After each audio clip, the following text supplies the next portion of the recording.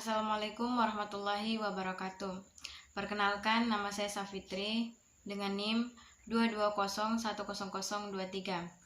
Saya dari kelas 2A Manajemen dari Fakultas Ekonomi dan Bisnis Islam dari Universitas Muhammadiyah Kendari. Baiklah, pada kesempatan kali ini saya akan menjelaskan 3 materi mengenai akuntansi, yaitu akuntansi piutang, akuntansi persediaan, dan akuntansi aktiva tetap. Baiklah, kita masuk pada topik pertama, yaitu akuntansi piutang.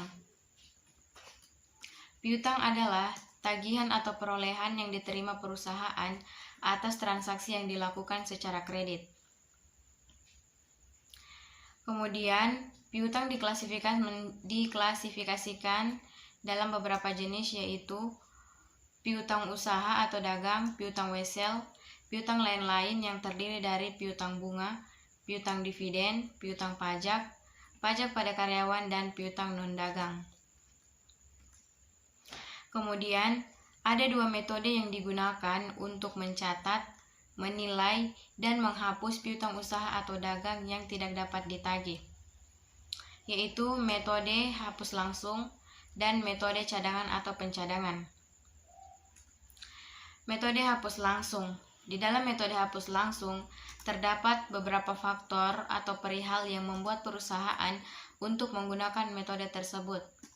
Nah, faktor yang pertama yaitu terdapatnya sebuah situasi yang memang tidak memungkinkan bagi perusahaan untuk menghitung besarnya estimasi atas piutang usaha atau dagang yang tidak dapat ditagih sampai pada akhir periode. Kemudian faktor yang kedua yaitu khusus bagi perusahaan yang menjual sebagian besar barang atau jasanya secara tunai, sehingga beban atas piutang usaha atau dagang yang tidak dapat ditagih boleh dibilang sangat tidak material. Kemudian ada ayat jurnal yang perlu dibuat oleh perusahaan untuk menentukan besarnya actual loss, yaitu beban piutang tidak dapat ditagih dengan jumlah sekian-sekian pada piutang usaha atau dagang dengan jumlah sekian-sekian. Kemudian pada metode cadangan atau pencadangan. Nah, di dalam metode ini, kebanyakan perusahaan besar menggunakan metode cadangan untuk menentukan besarnya piutang usaha atau dagang yang tidak dapat ditagih. Kemudian ayat jurnal yang perlu dibuat oleh perusahaan untuk menghitung besarnya estimasi atas piutang usaha yang tidak dapat ditagih, yaitu beban piutang tidak dapat ditagih dengan jumlah sekian-sekian pada cadangan piutang yang tidak dapat ditagih dengan jumlah sekian-sekian. Kemudian di dalam akuntansi piutang, untuk tujuan pembukuan itu menggunakan metode yang sesuai dengan prinsip akuntansi secara umum, karena metode tersebut memenuhi atau sesuai dengan prinsip penandingan dan prinsip konservatisme. Nah, prinsip penandingan yaitu di mana besarnya estimasi atas piutang tak tertagih dicatat dalam periode sebagaimana pendapatan penjualan dicatat. Nah, sedangkan prinsip konservatisme yaitu besarnya estimasi dicatat dalam neraca sebesar jumlah yang lebih realistis dengan nilai yang lebih sedikit, sehingga mencerminkan dengan lebih baik nilai piutang yang sesungguhnya ditagih. Nah, kemudian ada 2 cara yang sering digunakan untuk menghitung besarnya estimasi yang layak atas piutang tak tertagih, yaitu sebesar presentasi tertentu dari jumlah penjualan dan sebesar presentasi tertentu dari jumlah piutang usaha. Kemudian masuk pada topik kedua, yaitu akuntansi persediaan. Nah, berbicara akuntansi persediaan berarti itu berbicara mengenai perusahaan. Nah, perusahaan terdiri dari 2, perusahaan dagang dan perusahaan manufaktur. Nah, di dalam perusahaan manufaktur terdapat beberapa siklus yang terdiri dari input, input, proses, dan output yang diklasifikasikan menjadi 3, yaitu bahan baku, barang setengah jadi, dan barang jadi. Kemudian di dalam perusahaan dagang, nah terdapat 2 sistem pengangkutan yang kita kenal dengan sebutan FOB shipping point atau Franko gudang penjual dan FOB destination point atau Franko gudang pembeli. Nah, kemudian di dalam perusahaan dagang terdapat 2 sumber persediaan, yaitu persediaan barang dagangan yang bersumber dari pembelian dan persediaan barang dagangan yang bersumber dari titipan atau konsinyasi. Kemudian terdapat 2 sistem pencatatan yang kita kenal dengan sebutan sistem perpetual dan sistem periodik. Nah, perpetual adalah sistem pencatatan yang dilakukan selama periode berlangsung atau terus-menerus. Sedangkan periodik adalah sistem pencatatan yang dilakukan di dalam periode tertentu saja. Nah, kemudian di dalam perusahaan dagang ada yang namanya HPP atau harga pokok penjualan. Nah, terdapat 2 cara yang dilakukan untuk menentukan besarnya harga pokok penjualan tersebut. Nah, caranya yaitu persediaan awal ditambah dengan pembelian bersih dikurangi dengan persediaan akhir. Atau dengan menggunakan cara kedua, yaitu persediaan awal ditambah dengan HPP pembelian dikurang dengan persediaan akhir. Kemudian masuk pada dasar persediaan. Nah, dasar persediaan ini terbagi menjadi 2, yaitu persediaan dalam neraca dan persediaan dalam laporan laba rugi. Nah, persediaan dalam neraca.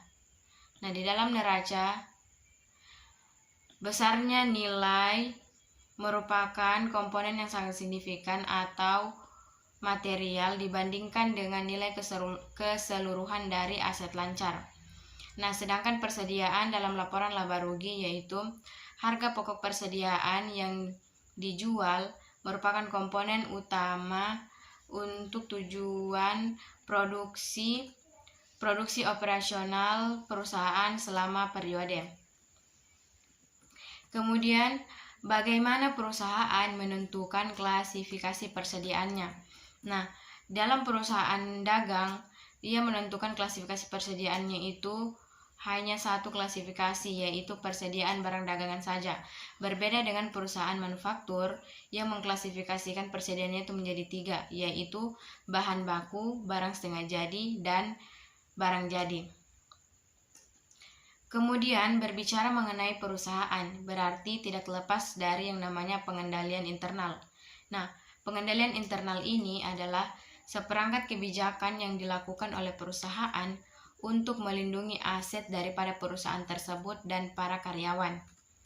Nah, kemudian di dalam pengendalian internal itu pasti memiliki tujuan. Nah, tujuan dari pengendalian internal itu yaitu untuk mengamankan aset perusahaan dari tindakan penyelewengan, penyalahgunaan, kerusakan, maupun pencurian, dan memastikan keakuratan atau ketepatan penyajian persediaan di dalam laporan keuangan.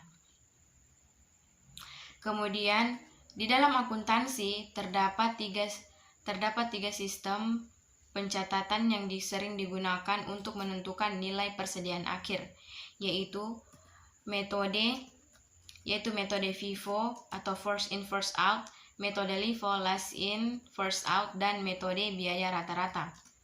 Nah, ketika menggunakan metode FIFO first in first out, harga pokok dari barang yang pertama kali kita beli, maka itulah yang akan dijadikan atau diakui pertama kali sebagai harga pokok penjualan. Nah, berbeda dengan metode LIFO. Nah, di dalam metode LIFO ini kebalikan dari metode FIFO.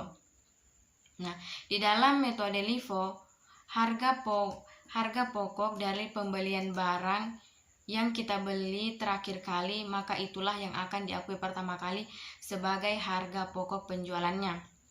Nah, kemudian di dalam penggunaan metode biaya rata-rata, maka dia harga perolehan per unit barang berdasarkan rata-rata harga per unit yang tersedia untuk dijual. Kemudian kita masuk pada topik ketiga, yaitu akuntansi aktiva tetap. Nah, aktiva tetap adalah harta atau kekayaan yang dimiliki perusahaan yang memiliki nilai ekonomis lebih dari 1 tahun. Nah, aktiva tetap ini dibagi menjadi dua, yaitu aktiva tetap berwujud dan aktiva tetap tak berwujud.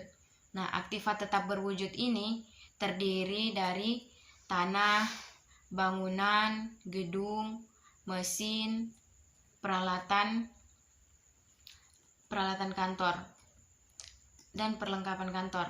Nah, sedangkan aktiva tetap tak berwujud itu berupa hak paten, hak milik, merek dagang, dan goodwill.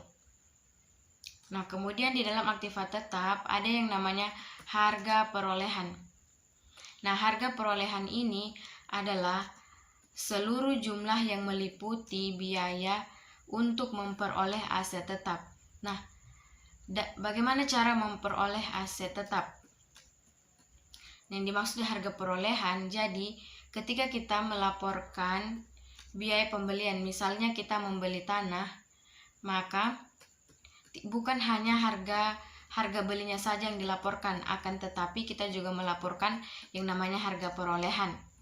Karena harga perolehan ini meliputi seluruh biaya yang dikeluarkan selama kita membeli aset tersebut sampai aset tersebut dipakai. Misalnya kita membeli tanah. Ketika membeli tanah, kita tidak hanya melaporkan harga belinya saja di dalam laporan neraca, akan tetapi kita juga melaporkan harga perolehannya. Yang dimaksud dengan harga perolehannya yaitu seperti pajak, biaya survei, dan biaya pemindahan hak-hak kepemilikan. Nah, kemudian di dalam pembelian barang. Nah, ketika kita membeli barang, bukan hanya harga beli barang tersebut yang dicatat, akan tetapi juga dicatat harga perolehannya, misalnya biaya angkut. Nah, begitu juga dengan ketika kita membeli gedung.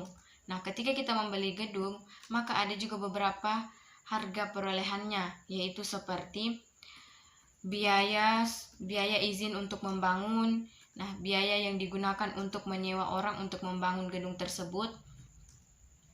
Nah, kemudian cara untuk memperoleh aset tetap.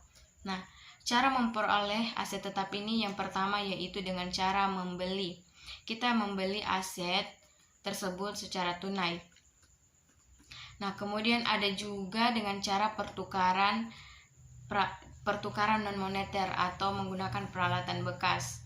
Ada juga dengan cara instruksi sendiri, yaitu setiap perusahaan membangun gedung untuk membangun usaha mereka sendiri. Kemudian ada juga yang namanya usaha sewa guna modal, yaitu kita menyewa gedung atau sebuah bangunan untuk menjalankan usaha kita. Ada juga yang namanya dengan saham obligasi. Nah, kemudian yang terakhir yaitu perbedaan pengeluaran modal dan pengeluaran pendapatan. Nah, pengeluaran modal atau capital expenditure adalah biaya-biaya yang digunakan untuk memperoleh aset tetap. Artinya seluruh biaya yang dikeluarkan baik operasional maupun spesifikasinya yang digunakan untuk memperoleh aset tetap tersebut, termaksud biaya yang dikeluarkan untuk meningkatkan manfaat dari aset tetap. Berbeda dengan pengeluaran pendapatan atau revenue expenditure. Nah, pengeluaran pendapatan ini yaitu biaya yang dikeluarkan hanya untuk memberi manfaat selama periode berjalan dan tidak termaksud di dalam aset tetap. Nah, kemudian pencatatannya itu tidak masuk dalam aset tetap, akan tetapi dibebankan langsung di dalam laporan laba rugi sebagai beban selama periode tersebut berjalan.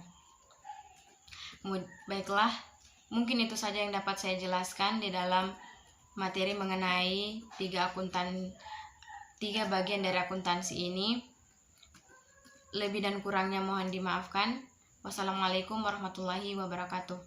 Terima kasih.